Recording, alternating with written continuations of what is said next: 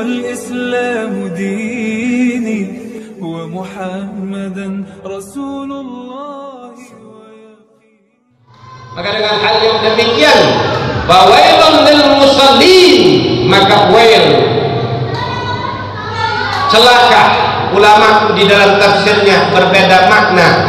Wail sebagian ulama mengatakan adalah neraka yang dipersiapkan oleh Allah Subhanahu wa taala untuk orang yang melalaikan salat, menunda-nunda salat. Wail adalah neraka yang akan Allah persiapkan bagi orang-orang yang mengabaikan salat. Dan di mana karakter neraka wail tersebut? Panasnya begitu dahsyat. Sampai-sampai ulama mengatakan bahwasanya andaikan gunung yang besar tersebut dilintasi di atas neraka wail tersebut, gunung yang besar tersebut akan meleleh karena kepanasnya neraka yang bernama wail yang diciptakan untuk manusia-manusia yang melalaikan sholat. Yang sholat aja masih celaka, lantas bagaimana orang yang tidak sama sekali melaksanakan sholat? Maka dengan hal yang demikian Bapak Ibu yang dirahmati oleh Allah, kita malam hari ini adalah mengingat yang namanya peristiwa Isra wal Mi'raj. Kita yakin akan terjadinya perjalanan Nabi Muhammad dari Mekah ke Palestina, dari Palestina naik ke Sidratul Muntaha, dari Sidratul Muntaha bertemu dengan Allah Subhanahu. Mungkin banyak para kiai yang sudah menyampaikan cerita-cerita sedemikian rupa, menceritakan perjalanan Nabi Muhammad naik ketemu dengan Nabi Adam di langit pertama, langit kedua, sampai ke langit ketujuh, ketemu dengan bapak Nabi, bapak seluruh para nabi dan rasul adalah Ibrahim alaihissalam. Ibrahim itu adalah bapak seluruh para nabi dan rasul. Bapaknya yang nabi melahirkan anak nabi lagi, nabi melahirkan anak nabi lagi, yaitu bapaknya bernama Ibrahim alaihissalam. Dari Ibrahim menurunkan Ismail, dari Ibrahim menurunkan Ishak, Ishak menurunkan Yakub, Yakub menurunkan Ayub, Ayub menurunkan Yusuf, terus sampai ke Zakaria, sampai ke Nabi Musa, sampai ke Nabi Isa, dan nabi-nabi sampailah Nabi kita Muhammad sallallahu alaihi wasallam yang diperjalankan oleh Allah dari Mekah ke Palestina, Palestina naik ke Sidratul Muntaha, dari Sidratul Muntaha ketemu dengan Allah Subhanahu wa taala untuk menjemput perkara yang namanya salat. Di sini kita pahami Pak, Bu, kita pahami bahwasanya salat tersebut tidak boleh diwakilkan. Tidak boleh diwakil. Kalau seandainya salat itu boleh diwakilkan, pasti perintah salat tersebut melalui malaikat Jibril datang Nabi Muhammad untuk menjemputnya. Ini Nabi Muhammad itu sendiri yang menjemput perintah salat, menunjukkan perkara salat itu adalah perkara yang teramat penting di dalam kehidupan manusia. Gak boleh yang lain mewakilkan perintah salat tersebut. Oleh karenanya malam hari ini saya ingin menceritakan bahwasanya di dalam satu hadis Nabi Muhammad sallallahu alaihi wasallam, Nabi mengatakan man tahawana 'ala shalah aqabahu Allah bi 15 uqubatan, sittatin fid dunya wa salasin 'indal maut wa salasin fi qabri wa salasin 'inda khurujihi minal qabr wa amal lawati fid dunya tunza al baraka min umrihi wa thaniya al-ula tunza al baraka min umrihi wa thaniya tumha si masalihin min wajhi wa thalitha kullu amalin ya'maluhu la ya'dilu Allah alayhi ar-rabi'a la yurfa' lahu du'a ila Allah fis sama wal khamisa laisa lahu hazzun fi du'a as-salihin wasadisa yubghad ilaihin nas. Di dalam hadis Nabi katakan, siapa orang yang menggampangkan perkara salat, siapa orang yang menggampangkan perkara salat, maka Allah Subhanahu wa taala akan siksa dia dengan 15 siksaan. 6 siksa itu akan Allah muajjalkan, Allah langsungkan ketika ketika berada di dunia. 6. Siksa akan Allah berikan bagi orang yang menggampangkan perkara sholat, urusan sholat tersebut. Siksa 6 semasa dia hidup di atas dunia akan Allah datangkan di dalam kehidupannya. Apa 6 siksa tersebut dari yang 15 yang lainnya? 6 siksa tersebut,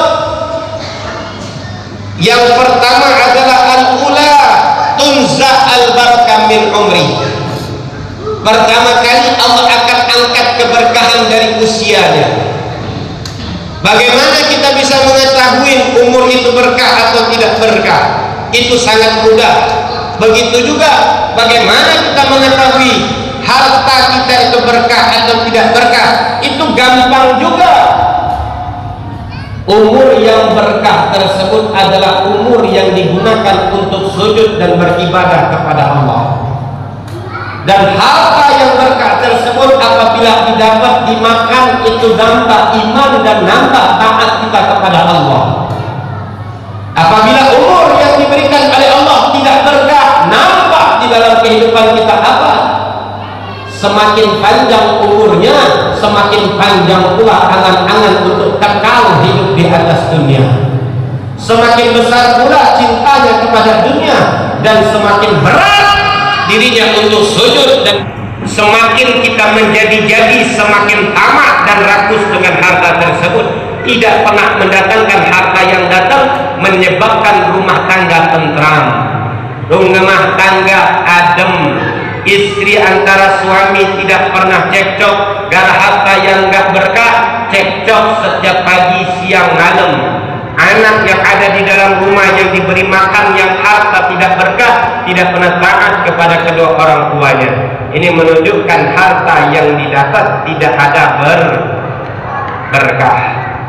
Maka itu siksa yang pertama, Pak. Kalau umur sudah tidak ada berkah, maka di dalam kehidupannya pasti murat maritlah.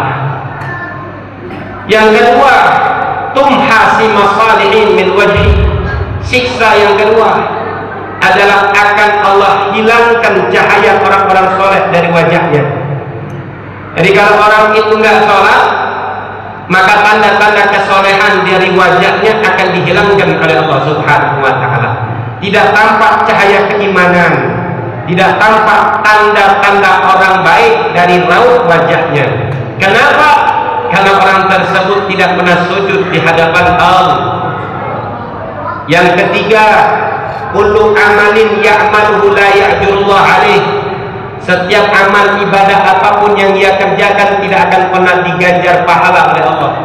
Karena syarat semua amal ibadah itu diterima sama Allah tergantung sholatnya.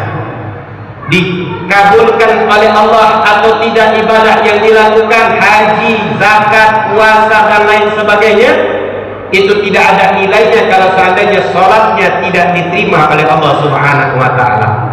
Maka apapun ibadah yang kita lakukan namun tidak kita kerjakan sholat, maka semua ibadah tersebut akan ditolak sama Allah Subhanahu wa Ta'ala. Yang keempat, ar-rabi'ah, la yurfa' lahu du'a ila sama'. Setiap kali dia berdoa, apapun hajatnya, apapun doa dan harapannya tidak akan pernah dikabulkan oleh Allah, tidak akan pernah didengar oleh Allah. Dan bahkan doanya jangankan mau didengar sama Allah, diangkat ke langit aja tidak, disampaikan oleh malaikat kepada Allah pun tidak. Doa bagi siapa orang yang tidak mau sholat, maka berkali-kali dia angkat tangan, berkali-kali doa tersebut akan sia-sia. Kenapa? Karena akramu abdi indallah bisujud wa huwa bisajid. Akrab paling dekatnya seorang hamba kepada Allah Subhanahu wa Ta'ala di saat dia berada dalam posisi sujud di hadapan Allah Subhanahu wa Ta'ala. Yang kelima, siksa bagi orang yang meninggalkan dan menggampangkan salat tersebut.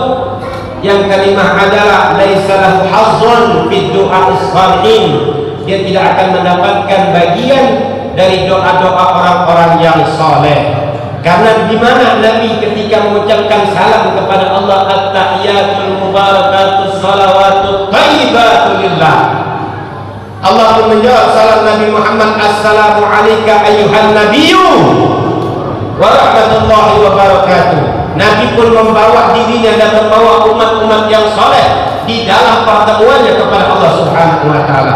Jawab Nabi, assalamu alayna wa ala ibadillahis.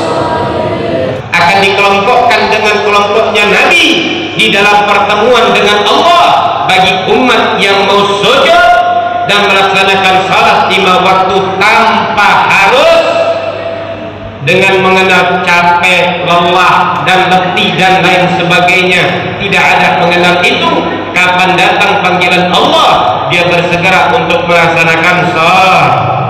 Maka tidak ada bagiannya laisa lahu hazzun fid du'a'is shalihin. Dia tidak akan mendapatkan bagian dari doa-doa orang soleh, termasuk doanya Nabi Muhammad yang membawa umatnya di dalam pertemuan bertemu dengan Allah Subhanahu. Maka dari hal yang demikian, yang keenam, as-sadisah, siksa yang keenam bagi mereka yang menggampangkan sholat, yubghad ilan nas. Dia pasti tidak disukai oleh manusia. Apapun urusannya, komunikasinya, tindak tanduknya, perilakunya selalu tidak disenangi oleh orang. Dan hadirnya pasti membuat ruwet di dalam kehidupan orang lain. Perbuatannya pasti menyakitkan orang lain, sehingga Allah sengaja membuat dirinya tidak disukai oleh manusia-manusia yang hidup. Kenapa? Karena dia memutus hubungannya dengan Allah Subhanahu. Kalau sudah hubungannya dengan Allah dia berani putus, apalagi memutus hubungan sesama manusia. Hablum minallah wa hablum minan. Apabila dia berani memutus hubungan dia dengan Allah, maka Allah tidak segan-segan untuk memutus hubungan rezeki dia kepada sesama manusia. Gampang bagi Allah untuk memutus itu. Apa faktornya sehingga hidupnya kita terlontar-lontar di atas dunia, nggak pernah tenang, nggak pernah damai dan lain sebagainya? Faktornya kita berani memutus hubungan kita kepada Allah. Niknan siksa yang akan Allah berikan kepada manusia yang menggampangkan sholat, yang meremehkan sholat. Dan begitu juga Nabi katakan wasalasin indal maut, akan Allah siksa dia dengan 3 perkara di saat tatkala sakratul maut. Dia akan apa yang didapat ketika dia hendak detik-detik mati? Annahu yamutu dalilan. Dia akan mati dalam keadaan hina. Dia mati dalam keadaan sejelek-jeleknya mati. Tidak akan mati dengan membawa iman. Na'udhu. Annahu mata, annahu sayamut, annahu yamutu dalilan, wa annahu yamut atshanan, walau sukiya bi al-ardi ma rawiya min atashi. Yang kedua, siksa hendak dia mati, dia akan mati dalam keadaan kehausan. Pasti dia akan mati dalam keadaan kehausan. Andaikan kata Nabi diberikan minum dari lautan yang ada di dunia ini, dia tidak akan pernah merasakan hilang dahaganya dari rasa haus tersebut. Bagi orang yang mati tidak melaksanakan sholat, wa annahu yamutu ja'ian, dan dia akan mati dalam keadaan kelaparan. Dan bahkan sebagian ulama katakan, andaikan ada di hadapan engkau seekor anjing atau seekor kucing yang kelaparan, dan di hadapanmu pula ada seekor manusia yang meninggalkan sholat dalam keadaan lapar, maka berikan kepada anjing ataupun kepada kucing yang lapar. Jangan kau berikan kepada manusia yang meninggalkan sholat walaupun dia lapar, biar dia mati dalam keadaan lapar. Kenapa? Karena manusia tersebut tidak ada gunanya bersedekah kepada manusia yang tidak melaksanakan sholat. Tidak ada guna bersedekah, berbuat baik kepada manusia yang memutus hubungannya kepada Allah.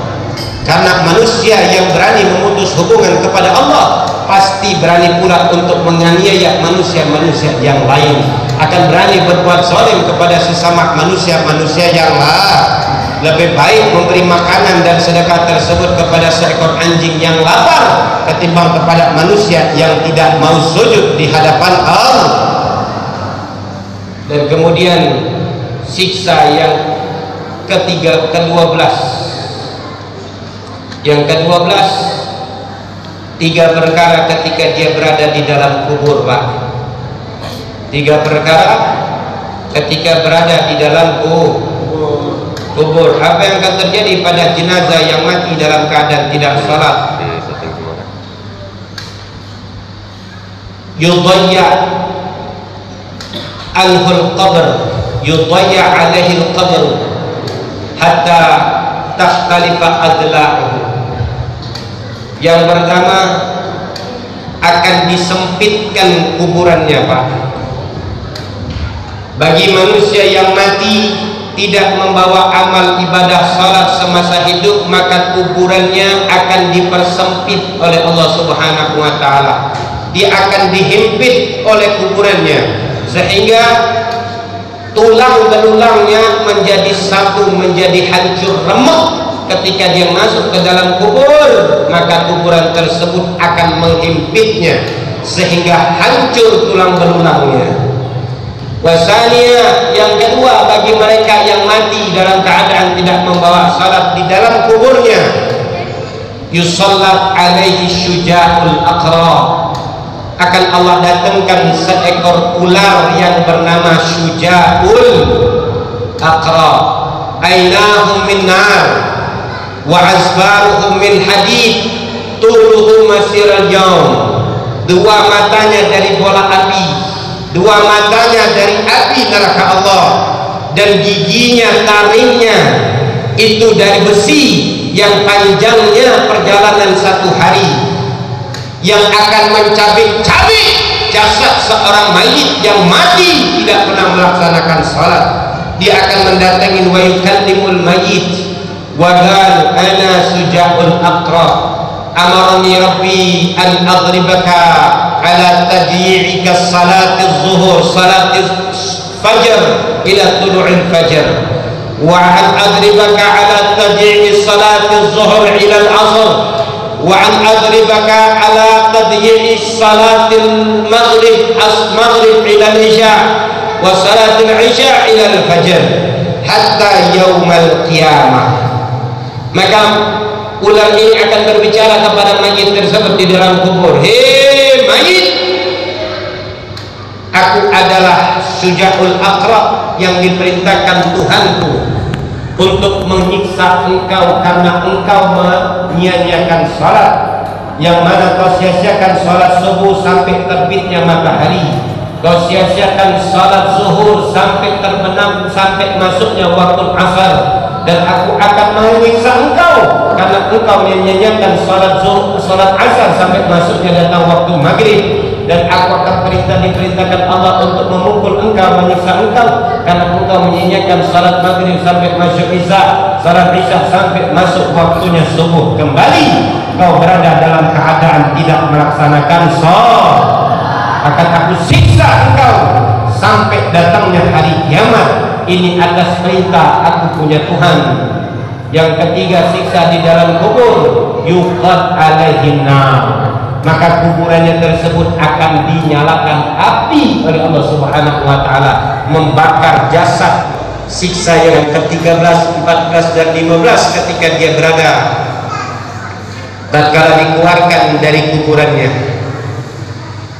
Fi wajhi salasata astur, di wajahnya akan ada 3 kalimat, ya mutayyi'a haqqallah, ya makhsusa bighadabillah, ya man aisun yauman min rahmatillah, ya man aisun min rahmatillah, ya mutayyi'a haqqallah. Akan tertulis di wajahnya tersebut, wahai manusia yang menyia-nyiakan perintah Allah. Hei manusia, ketika dia keluar dari kuburan tersebut, di wajahnya tertulislah kalimat, wahai manusia yang menyia-nyiakan haknya Allah Subhanahu wa taala. Yang kedua, hei manusia, maksus bi ghadabillah, yang akan disiksa karena Allah murka kepadanya. Manusia, yang engkau akan disiksa oleh Allah Subhanahu wa ta'ala. Kau berada di dalam murka Allah Subhanahu wa ta'ala. Yang ketiga adalah manusia, yang engkau akan putus asa dari rahmat Allah Subhanahu. Karena apa? Karena semasa hidup di atas dunia dia tidak pernah mencari rahmat Allah, maka di akhirat dia tidak akan mendapatkan rahmat Allah Subhanahu wa ta'ala. Na'udzubillah summa na'udzubillah summa na'udzubillah.